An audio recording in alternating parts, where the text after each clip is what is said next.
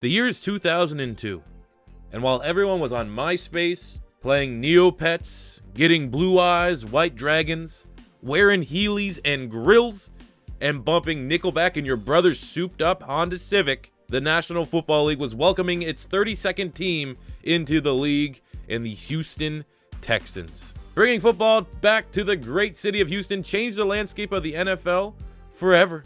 A division realignment took place with the AFC and NFC South divisions being formed, the Arizona Cardinals moving from the NFC East to the West, and notably the Seattle Seahawks moving from the AFC to the NFC. Since this time, the Houston Texans have failed to make any meaningful impact in the National Football League, despite having some of the greatest players to ever play the game wearing their uniform. Andre Johnson, Mario Williams, Arian Foster, J.J. Watt, and DeAndre Hopkins. All of that talent, and still, the Houston Texans boast a flaccid 3-5 playoff record and have failed to feature in an AFC championship game. What have I told you back in the 2001 offseason? There was a second city that, outside of some shenanigans from the royal and highly esteemed Bob McNair, got robbed out of that 32nd franchise spot in place of the Houston Texans.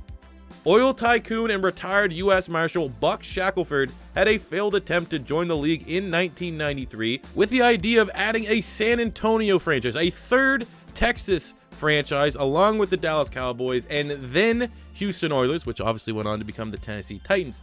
He thought that Texas was more than a big enough market, and the Shackelford family is absolutely beloved in the great city of San Antonio. He made a promise, he thought it could come through, and unfortunately, I feel like due to the actions of one man, it did not.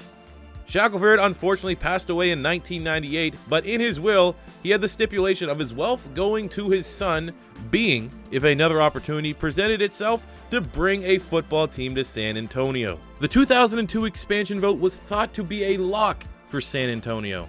The eccentric heir, Bronson Shackelford, had everything in place to win the rights of that 32nd NFL franchise. But because of his lifestyle, appearance, attitude, many had claimed that a last-second, behind-closed-door deal between Jerry Jones, Bob McNair, and the current NFL Commissioner Paul Tagliabue had nixed the San Antonio bid and awarded it to Houston. If Jerry Jones was going to have competition in his own state, it was going to be with someone who shares the same high standard of values he does, not some wannabe rapper who, regardless of his intentions, would never represent the state of Texas in the eyes of the league or Jerry Jones. A father's dying wish, a misunderstood heir, a city left robbed out of the chance of NFL football, and a fraud franchise that has accomplished nothing in almost 20 years of existence.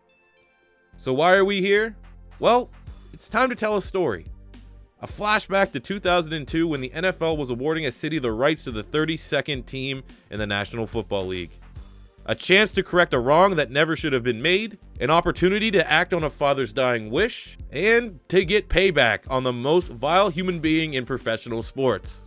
This is the flashback franchise of the San Antonio Marshals.